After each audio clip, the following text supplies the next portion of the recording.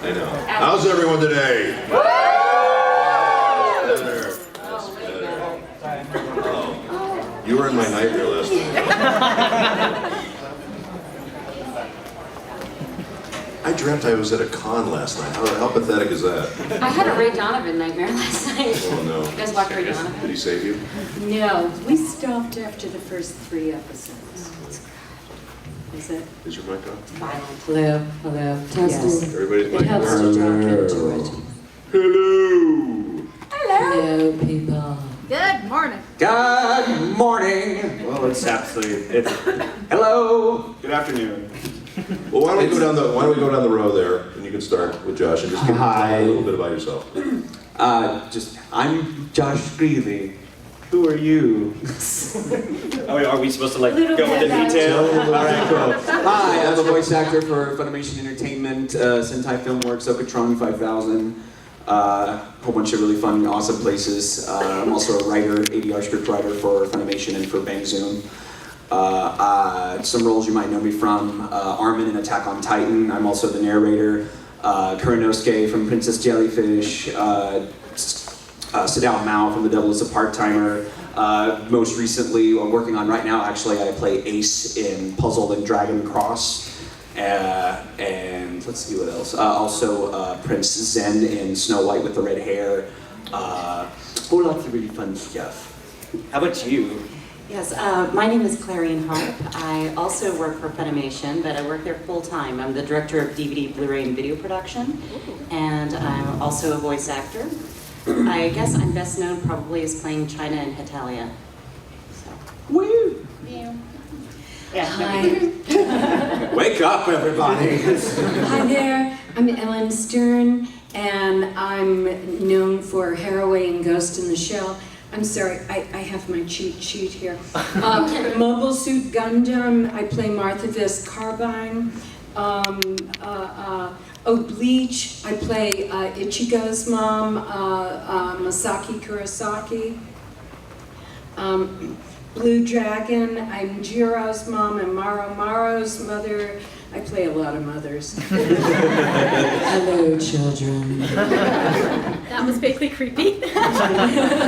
I'm Jack's mom and Mar, Ghost in the Shell, Shadow Hearts. I do a bunch of things. I sing and dance. Just recently, Richard and I just co-directed the new Lupin the Third Blue Jacket series. Cool. And well, you'll see who I am. And Rebecca. I'm Rebecca Rossellini. Spoiler. Spoiler alert. So anyhow, and a few others. Anyhow, I've been doing this for a bunch of years, started out with Robotech, and it's a long journey. Your turn. Okay. Hi, I'm Richard Epcar, and I also started out in Robotech a million years ago. And I'm best known as the Joker in several Batman games. I'm Bato in Ghost in the Shell. I'm Ansem in Kingdom Hearts. I'm Raiden in Mortal Kombat. Nice. And a bunch of other stuff. And I'm in a bunch of anime as well. I'm old Joseph in JoJo's Bizarre Adventure. And just a Bleach, and Naruto, Digimon, and on and on and on, ad nauseum. You? Ad nauseum. Yes. Hi, I'm Tara Sands. My first anime was about 200 years ago, doing the original dub of Pokemon. I played over 50 characters, but all you guys care about is Bulbasaur. I understand. I get it. He's adorable. I love him too. I have 4 in my Pokédex right now, I think. Yu-Gi-Oh! I was Mokuba Kaiba, and I'll be returning for the movie. I'm so excited. Welcome back then. Thank you. It's been a while. It was fun to do. And the new Digimon movie. I worked on Shaman King, Generator Rex, Naruto, Ad Nauseum. Ad Nauseum. That's my best. That should be our next show. Some of my best Ad nauseam. So that's me. Do you guys know what percentage of America is playing Pokemon Go right now? A ridiculous amount. 6% of the U.S. population is now playing, and that's a huge That's number. ridiculous. It is ridiculous. It's So- like every time you turn on the television, somebody is talking about it. It's crazy. Yeah. So get a life, for God's sake. And all the money's going directly to me. Well, then keep playing. Hey, at least you know now they can't say, go outside, stop playing video games. It's just like it's I'm your best friend. suckers. Yes, you're picking up the internet. No, aren't you? I don't see a penny of that. But I'm thrilled. It's fun to be talking about it again. Yeah, it's crazy. Do you guys have questions for us? And we have I believe this microphone is set up, so If you want to come up, and go up, get in you line. guys want to line up, and then you can do it that way. Yeah, that's This young lady was Make first. sure that it's turned Go for on, it. which might not be in the on position. Yeah, I think. What's the hardest part about getting in character for your roles? Are you asking all of us this? Yes. Okay, why don't we go down the line then? Yeah, sure. Start with me, Richard. It's all about you, buddy. It's all I about generally the will go bass. around the studio a couple times doing high kicks while singing "I'm a Little Teapot." Damn it, that's the same thing I do. Right? It's just effective. Wow. It covers all your bases, really. No, it depends on the character. It depends. Like, if I know the show, if I've been allowed to like watch it before going in and recording it, like generally I'll already have some idea as to what the director is wanting from me. If it's a brand new character I've never seen before, or I'm not familiar with the show, the director and I will go over it and we'll just kind of figure it out. And then once we have that set, it's pretty much the next time I come in, I'm able to get right back in it. Yeah, that's pretty much the same thing that I do. I do have a unique view on our shows just because I work for Funimation full time, so I do get to see all of the shows prior to doing any voice work, which is a little different. Most of the voice actors who come in actually read cold, so I at least have Cheater. somewhat of an idea. It's totally cheating. I'm not ashamed. When you have a background in acting, you know what it is to create a character. And so you throw things out, and then it's up to the director to choose which of the characters fits most. Because please tell me your name again. Clarine. Clarine, we just met. It's such a gorgeous name too. As Clarine was saying, when you're a director, when you know what's going on, you know what the show's about. When you're an actor, you go in cold. You don't know what the show's about. So it's up to the director to tell you. And so you just have to be able to very quickly throw out different character voices. And you get that from the look of the character, and you get a little bit from the Japanese also. Although I like not to take from the Japanese, and I like to take from my own self, because we have sometimes a different bent because of our cultural differences. For me, just if I can see a picture of the character, that helps me tremendously. And I've been doing this a long time, so if I can see what he looks like, generally I can come up with a voice for that character. So, and sometimes we don't get a picture, so we'll get a description, so you just have to, kind of imagine what this guy looks like. Use your imagination. I know. And then I do the high kicks and they sing "I'm a Little Teapot." And that works like Industry a charm. Like a charm. I'll agree with everything. I'd say sometimes the tricky thing is sometimes you're the first to record, sometimes you're the last to record. When you're the first to record, you have the luxury of coming up with a voice and not worrying if you sound like anybody else. But you have the disadvantage of not getting able to play off of what they've already recorded. Mm-hmm. But when you go in and everyone's already done, like on a show like Barbie Life in the Dream House, there are like a million young, high-pitched girl voices. So Why coming up wasn't with- I in that show? I have no idea. You could have been the Very left closet. out. You would have been a great closet, actually. No joke. But sometimes when you get in there and they're like, okay, so here's all the 8 other girls that are already working on this, and here's what they sound like. Sound different, but the same age. So sometimes it's hard because, then you go through your thing and you're like, okay, speech patterns, you go through all that. So that's tricky to me. It's fun, it's a fun challenge. But then you have the advantage of playing off of them and what they've recorded. So it's kind of a double-edged blah. Yes, sword.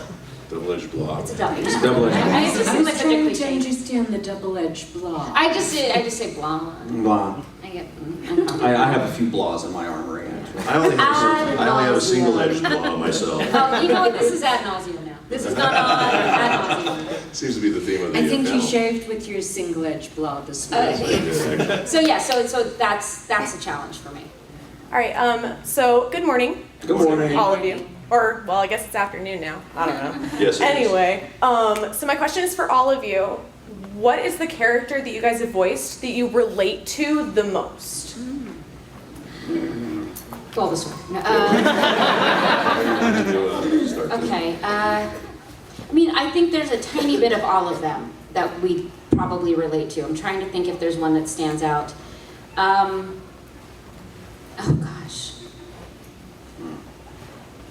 I think maybe Richie during Pokemon, I loved his relationship with Ash, and I think that anybody who's had a friendly rival with somebody can relate to that, where like, it's like, wait, what comes first, the friendship or the rivalry? I still want to win, but this is my friend. So that was fun to play, because, we all are competitive people deep down. So I loved playing that dynamic. I'm more competitive than you are. Well, let's play Scrabble and see.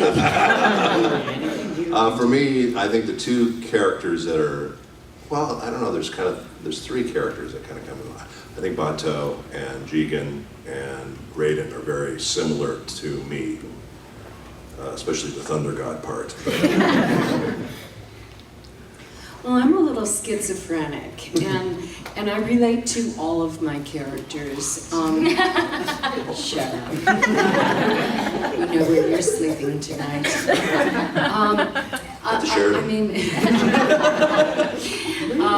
I mean, like in Bleach, she just had this beautiful, ethereal, spiritual kind of loving quality, and there's a part of me that's like this. And then Martha Vist Carbine, she just was deliciously evil.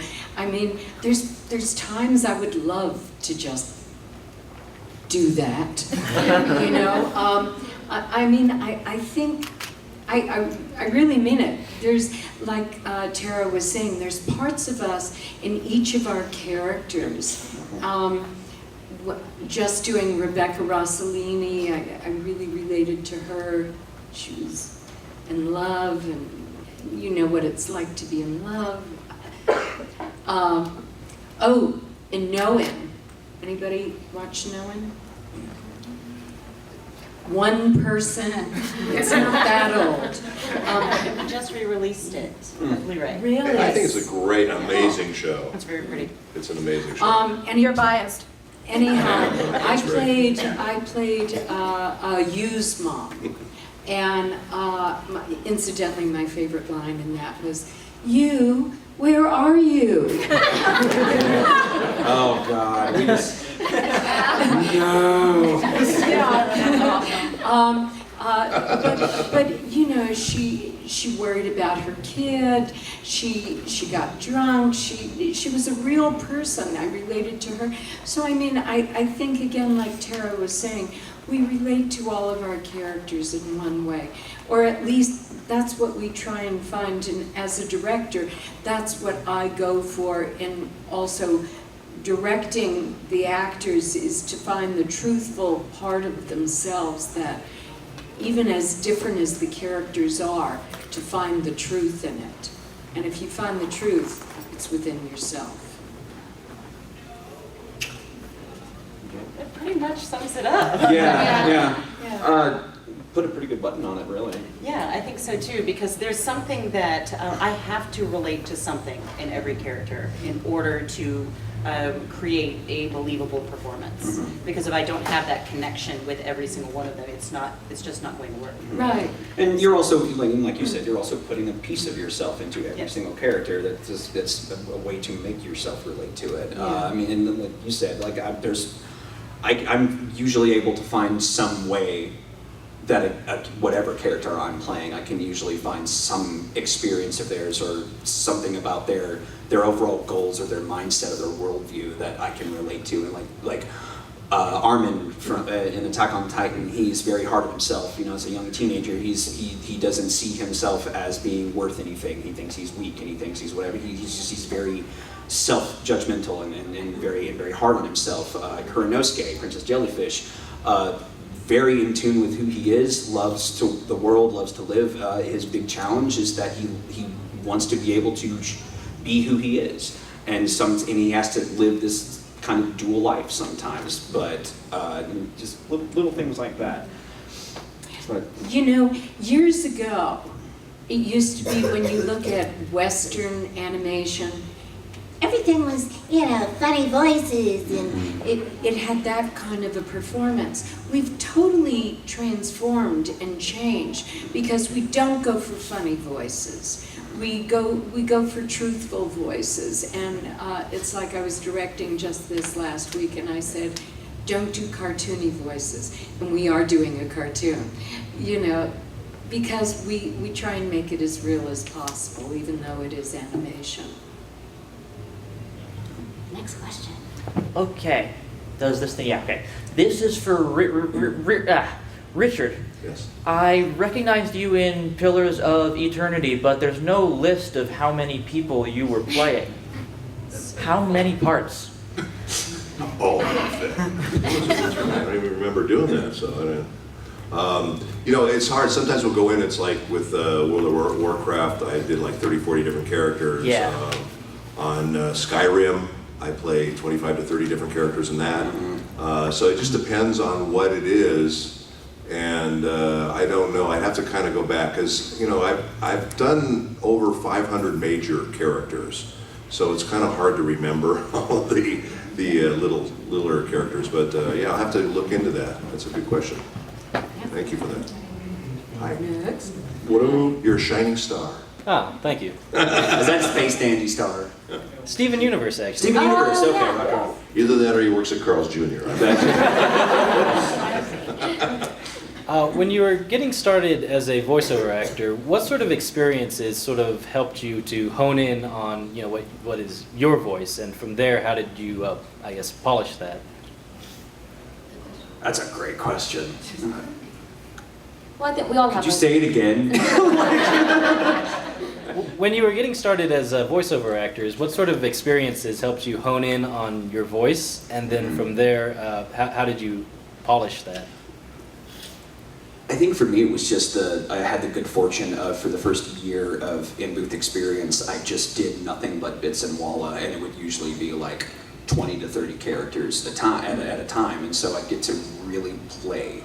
I'd really get to kind of play around with my voice, really get used to being in front of the microphone, figuring out good mic technique, and eventually I just kind of figured out, okay, these are the parts of my voice that work well for these types of characters that I can easily access. If I want to play characters like this, then I need to work on this part of my voice, and that kind of helped me pave a path to really honing the instrument. Well, for me, two of the hardest things, so with anime specifically, that's where the bulk of my experience is, so it's not prelay, so the animation is already there. So I had to learn timing, and I do have a musical background. I played piano for many years, and honestly, having a musical background, you do have a sense of timing and rhythm, and that's one thing that I think really helped me out a whole lot. Another thing that I really had to work on actually was reactions. Reactions, like, getting punched in the gut. It's not something that came to me very naturally.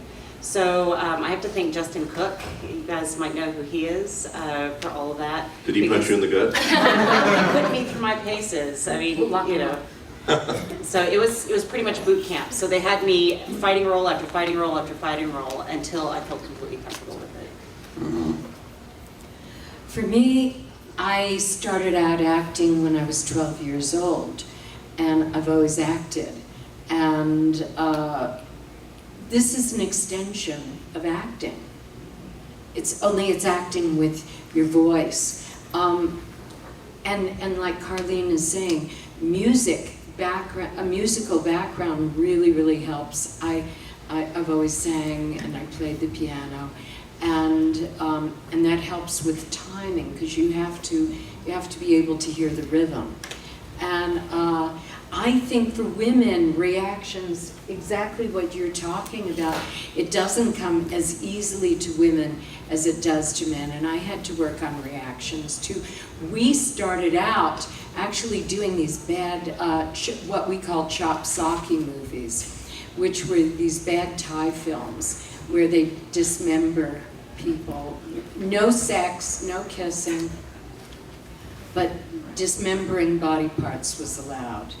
And there was a lot of screaming and a lot of, a lot of stuff like that.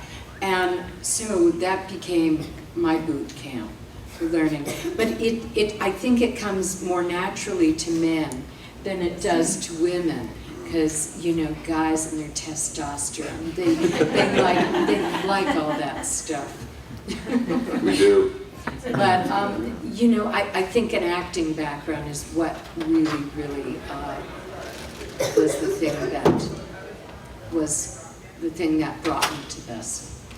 For me, and I direct a lot of stuff too, and I have to say, when I'm directing and casting a project, if a character reminds me of somebody, generally, I'll bring that person in and they'll be a great fit. They'll be a great fit. So for me, because I'm a big guy, I got cast as all the big guy characters, so I played a lot of big guy characters for a long time, so it was pretty natural for me to just kind of fall into that.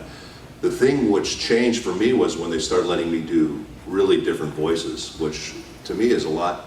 I love doing the characters with this voice, but I also really love doing characters that people go, I had no idea that was you, because that's really fun to me. It's just, to me, you can just become totally lost in a character and play somebody completely different than yourself that you can imagine, vocally, that's very, very different. So for me, that was kind of the fun of it. But, I was very fortunate and I got to work quite a lot. And, I think the more you do, it's like anything, the more you do something, the better you get at it. And how did you get into it, though? My wife got me into it, actually. She did. She was doing a movie, and they had another movie that they did, and they didn't like the actors' voices in the movie, so they were going to have auditions, and they asked Ellyn to come and audition for it. And she said, can you bring your boyfriend? Or she said, can I bring my boyfriend, who was me?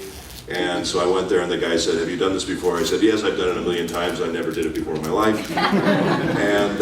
And as you were saying, the thing with the music, I'm a drummer also, and there's a real rhythm to, especially when you're doing dubbing, not the prelay stuff or the original animation, of course, but when you're doing dubbing, there's a real rhythm to it, and I think people that are musical have a much easier time of it. People that are non-musical, it's like pulling teeth. It's very tough for them to do it. But I was just really fortunate, and I got, cast.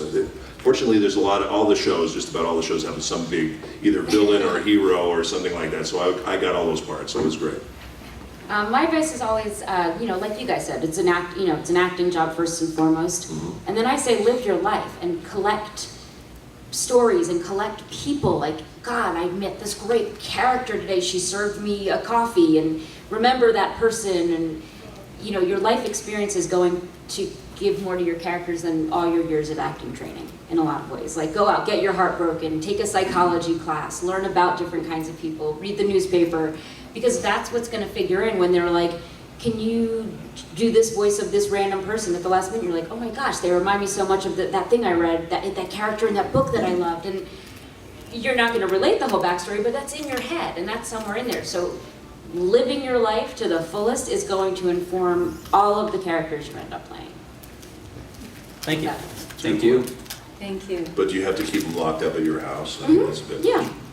Hi. Hi, I just was wondering, like, both on the directing end and on the recording end, what do you guys find the most challenging aspect? They're both challenging and they're both exciting. I like them both. They're just, it's like, do you like your head better than your feet? Sometimes. The few times that I've directed, I think the biggest challenge for me was finding the right way to communicate what I was what I was feeling, what I was hearing from the character, and trying to communicate that without just outright like giving a line read or doing like a performance and then just having them copy it, because you don't want somebody to just copy your performance. You want to lead them to being able to do it themselves. And like that's that, where being an actor comes in handy, because as an actor, you know how to share with the other actors. Right. As someone who's never directed, when I sometimes ask like, who's directing me in this? And when I hear it's one of these guys who has an acting background, I'm so much more excited to go to work. Yeah, and that's the most important thing a director can do, is communicate to his actor. And unfortunately, there are some directors out there that aren't very good at communicating. They hear something in their head, Yeah. but when they tell you and they communicate it, you're like, I don't know, does sound more, I forgot. Yeah, Sound more orange. Like, Yes. I don't know what this is. More. that read was autumn peach. I'm looking for salmon red. So communication, I think, is the short answer to that question. And the other thing is, as the director, your job is to share the story, because the person coming into the booth doesn't know the story. So you've got to paint the picture for them so they have a clear image walking in, so they can utilize that to give their performance great clarity. Thank you. Thank you. Hello. Hello. Hi. Just taking it There's a pointed down. challenge. There you go. There you go. Do you have like a favorite type of character or personal preference of character you play? Or The do you one just... that pays the most. The one that hurts our voices the least. The one that's paying us right now. Villains. Crazy, psychotic, ridiculous, over-the-top villains. Those are my favorite. Or ones that are off screen a lot so that we don't have to match them. Ones that wear a mask are the greatest thing. Yeah, there you go. I want a whole show of nothing but people in masks. As a writer, and Just do as an original actor, animation. I think they're actually telling the truth. We're laughing, but that some of those things are really true Yes. because they give us more freedom. Yep. Yeah. Hi, I'm Hi. Josh, Clarine, Ellyn, Richard, and Tara. Thank you so much for coming here today. Thank you. Very simple question. With your careers aside, whenever you go and you view for entertainment purposes in a foreign film or foreign cartoon, do you like dubbed or subbed more? Which one gives you the most gratification? Wait. That's a Are loaded you question. there's, first of all, when we go into the studio, we have to have what is called an ADR script. Richard writes the ADR scripts. He's not asking you that, though. He's asking what you prefer to watch. If you Oh, prefer to watch. Dub. Is this, I've always been a dub is this fan. live action or animated foreign film? That's a good question. Let's say animated. Okay, animated. I have to say dubbed because I'm a knitter. And I'm constantly working on projects and looking down at my hands. And so honestly, it's a lot easier for me. But also because I work in the DVD department, I tend to automatically QC subtitles. So if there are problems with the subtitles, I will hyper-focus on it, and it detracts from my enjoyment. Yes. Yeah. Of the knitting. What is the thing, if you do something wrong, you knit your brains together? Do you know what I'm talking about? What is that? What is that? What is, If, You know what I'm I talking know about? what you're talking about. My mother used to say I that know, all what the hell time. is that? If you sing before breakfast, isn't that the What? thing?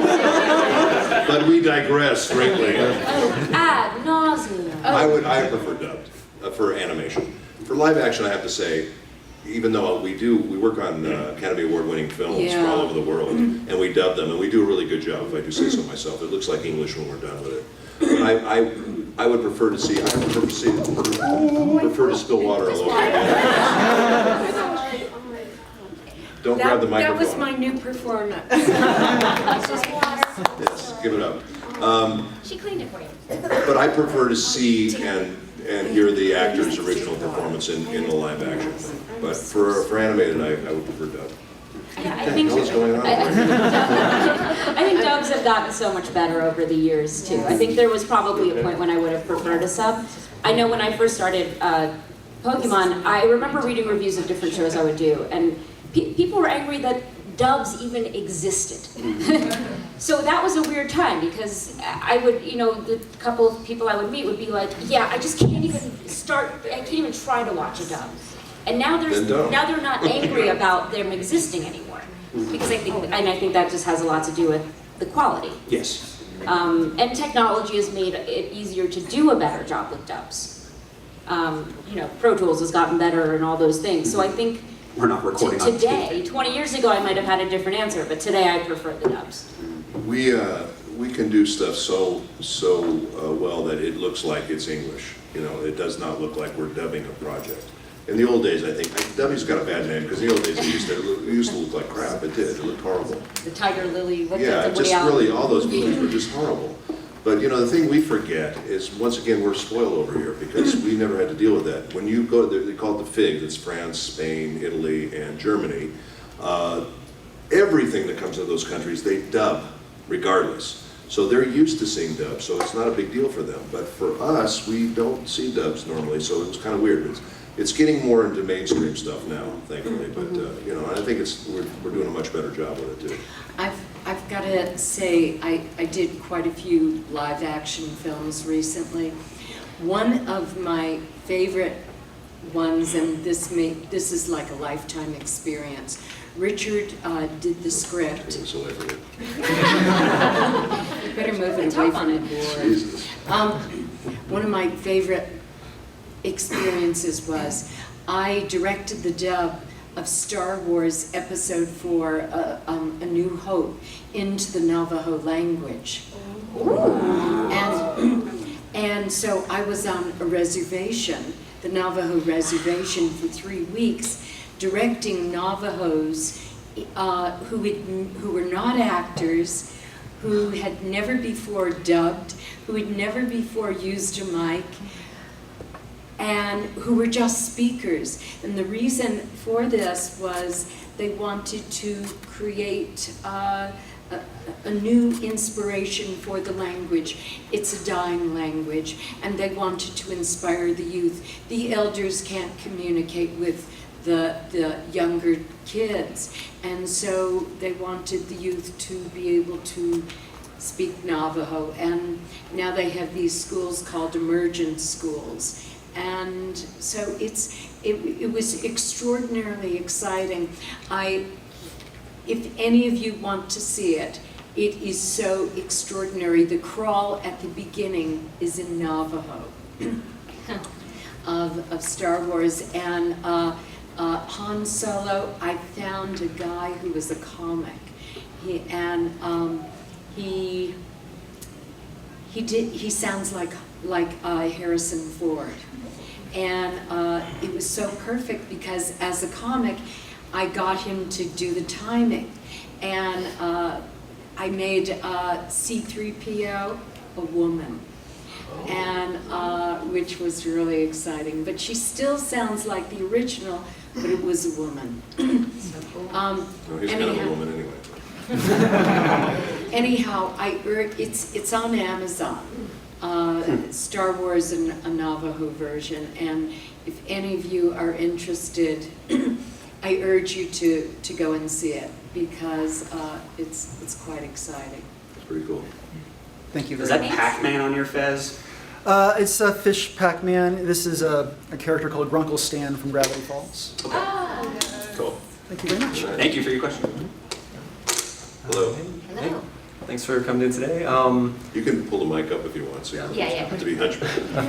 It always drives me crazy at award shows when they have professional actors and they go up to the dais and they're like bent over like Quasimodo. I'm going, dude, they can raise the mic. You know, it's like. Anyway, sorry. No worries. Drives me So my question for all of you is, how do you feel about recognition, both inside and outside the industry, for voice actors? You go. Why? Why is that funny? I don't know. I think it's great. You know, I certainly enjoy it. I love coming to conventions, and because you know we're in dark booths all day long doing this stuff, and we never know if someone's going to like it or not like it. So when we come to the conventions, and you guys really appreciate the work we do, and many times know more about it than we do, it's a joy for me. I really like it a lot. So yeah. I love it. My only problem is that celebrities have figured out how much fun our jobs are, so they're taking a lot of them. And they So suck I at it. and sometimes they talk about voiceover with a lot of reverence, and that it is hard, and sometimes they talk about it in a way that's not as respectful. You know, I've heard someone be like, oh, it was so easy, I went into the booth and I did my lines and blah, blah, blah. So I think that sometimes downplays what our job is. But, so it's cool when people do appreciate the work that goes into it, and to talk to you guys who love these things, and to hear that is great, because sometimes the celebrities maybe make it not sound so much fun, or they do make it sound so much more fun that all the rest of their friends want to take the work too. So. You know, for years, when we first started out, Richard and I, we had no idea where this was going to land. And one day we were invited to a convention, and people were so excited to see us. And we were shocked. We were absolutely shocked, because for years we sat in the booth doing this, and we're going, who's gonna watch this? Because we would work what I would call the bastard hours. You know, they had the good stuff during the day. We would work 10 till 2 and 3 in the morning. We weren't considered valuable voice actors. We weren't getting good money. We were getting $10 an hour. The poor Spanish dubbers were getting even less. And so when the recognition finally started to happen, it was really lovely. And so, you know, I thank you all for liking us. You really like us. You really like us. Thank you so much. You guys are too young to remember that speech. Yeah. No, but it is lovely. You know, it's really lovely, because it becomes an integrated kind of feeling that, you know, we're sharing and we're not alone.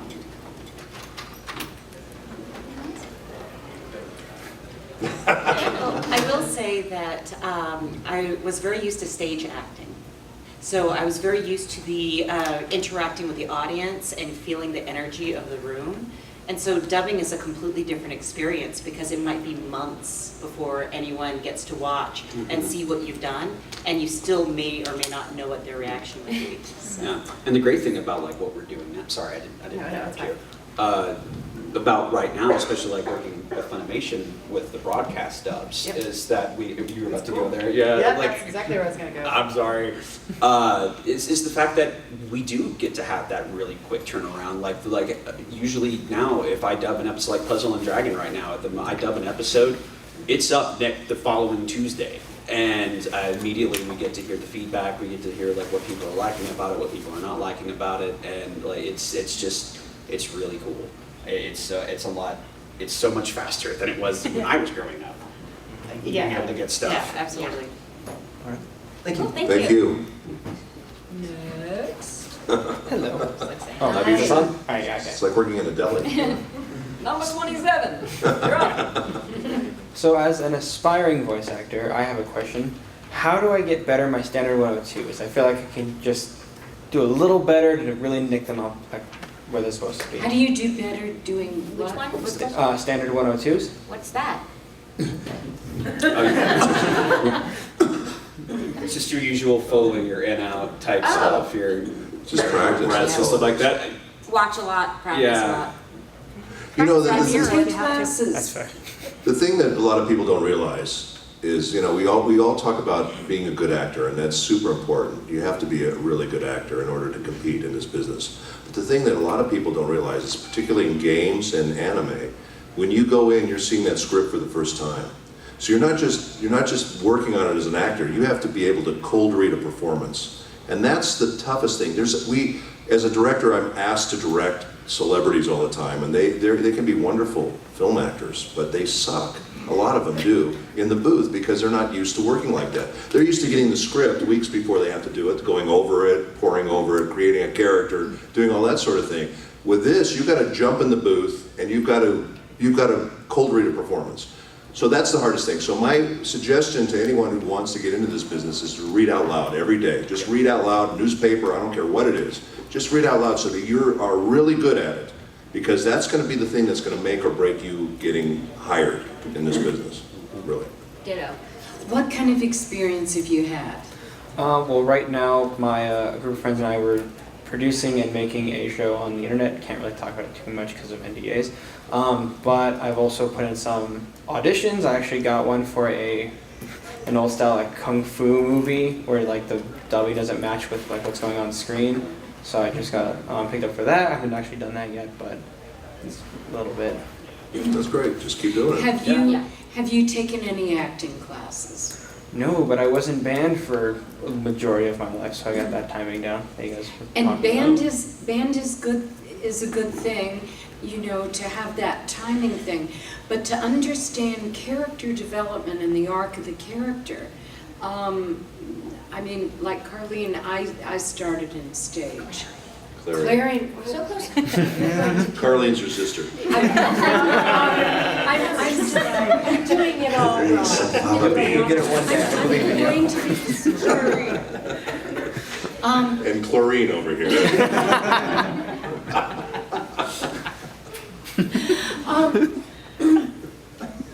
You have to have a background so that you know what character development is.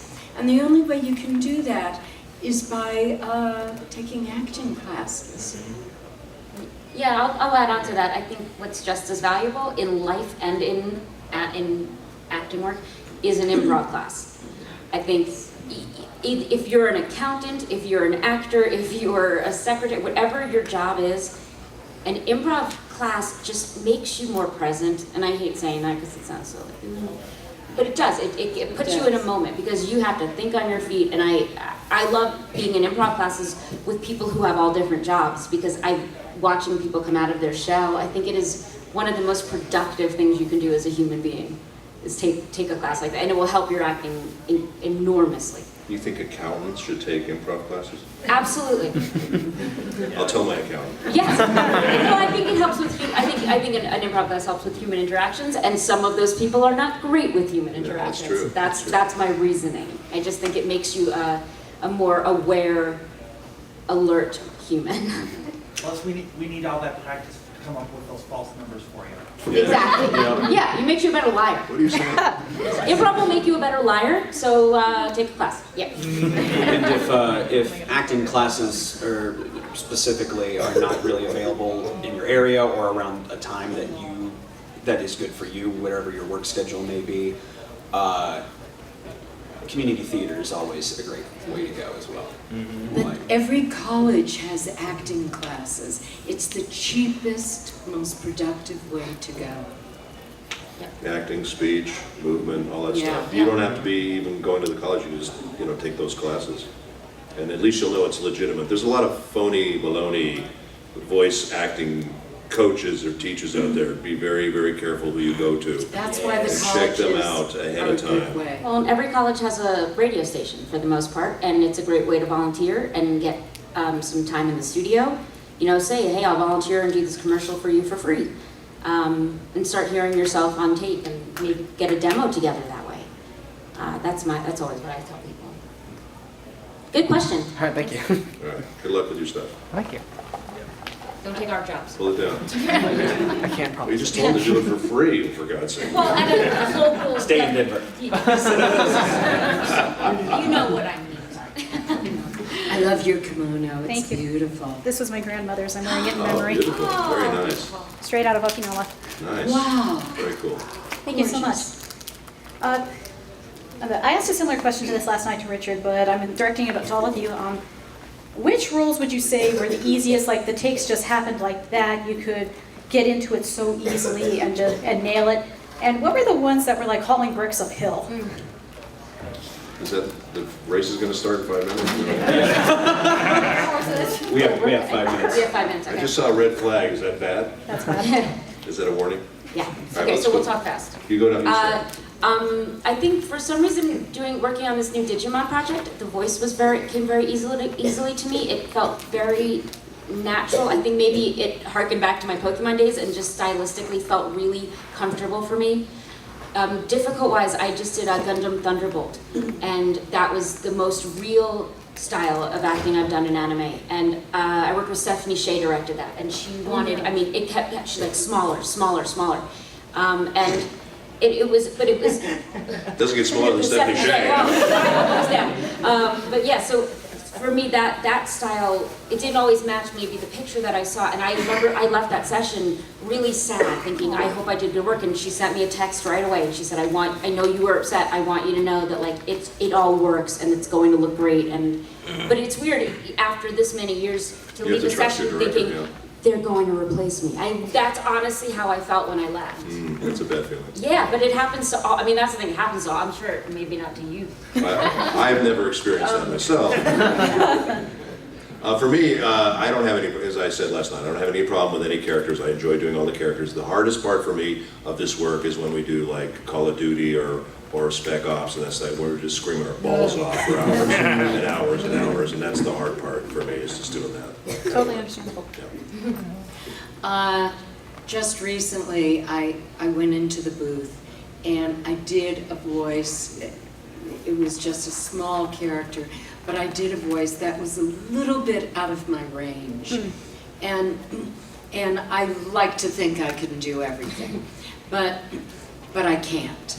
And so that is a little bit harder. Screaming is always hard, but the thing that you have to do is you have to relax your voice, and if you scream and you relax your voice and you drink a lot of water during it, you can get through it. Yeah, I'm with them. The screaming roles are very, very tough. The one role that blew out my voice for about a week was Undine in Claymore. That one was very, very rough because of where they put my voice, and it was just in a very uncomfortable place, and I wasn't able to maintain. So the sessions had to be very short, and then I needed to wait until my voice recovered. So that was super tough. Yeah, screaming is hard, anything like that. Like Armin was pretty rough with that as well. Nowhere near as bad as like what Dragon Ball people have to deal with. Like, screw that noise. Screw that. But other than that, like just voices in general, or characters that have been kind of hard to deal with, or been kind of like pulling teeth out. Anybody here familiar with Future Diary? You know Future Diary? All right. So I was recording for Yuki, and the materials the Japanese had sent us had been corrupted. Some of the files, like the animation and everything, the video was there, but whenever we would actually go to record, we had no sound effects, we had no music, nothing. And I take a lot of my, just like my emotional cues, like just my feelings and everything from not only like what's going on in the background, but the music and everything else. And because of the schedule we were doing, I was usually the first one in every time, so not only was it recording in a vacuum, just no sound whatsoever, I had no other actors to play off of for the entirety of the show. And the character is not my favorite character. He's not a good dude. So like that was a rough ride. Thank you all very much. Thank you very much. Thank you. I'll tell you, we have 3 minutes, so if we can ask the questions, and we'll go really quick down the line. One word answers. But Yeah. Okay. That's right. So this is my first con, and Welcome. thank you. I'm so sorry. It was very overwhelming at first. But I'm just now kind of getting into this subculture, or whatever you want to call it. Where would you guys suggest is a good place to start for a newcomer? Just for watching stuff. Yeah. Netflix is great, Hulu's great, Crunchyroll is great. If you go to YouTube, make sure that wherever you're watching, go and check out I know it's not one word answer, I apologize. Go and check out the actual websites or the YouTube channels of the companies that produce it. So that'd be like Bang Zoom or Bandai or Funimation or what? So like Too many words. I said I'm sorry, it's not gonna be one word. Clarine. what shows would you suggest to start with? Sorry, I didn't. What shows are you into? Like, what's your genre? I have no idea. Ghost in the I used to Shell. love Start with Ghost in the Shell. I'll say, I think there are some gateway animes that get people into them. Pokemon was a big gateway anime show. What I've worked on, I call Slayers a gateway anime show. Yes. Slayers. That is my favorite of all time. I would suggest Slayers till the end. Adult Swim. Okay. Akira. Great movie. Fantastic. Cowboy Bebop. Cowboy Bebop. And anything Miyazaki. Bleach. Okay, Yeah, we so have two more that's people. Let's perfect. That's a thank really you good very question. much. Yeah. Yes. What's your favorite anime of all times to do? The one I'm hired on next. That we've ever done? That we've ever Let's done. one word answer. Pokemon. Ghost in the Shell. Ghost in the Shell. Speed grapper. Devil's Party. One more question for the Sam lady here. Super Quick. fast. Okay, I am dyslexic and I appreciate you guys' works because I cannot read sub for my entire life. Anyway, There's a lot of What great is your- actors who are dyslexic, by the way. Did you know that? yes. What is the easiest part of your jobs? Working in pajamas. Cashing the check. Doing the job. Getting the job is the hardest part. Being naked in the booth. Take it a step further. Thank you guys. Thank you guys. Thank you guys. Woo! Is that everybody? That's great.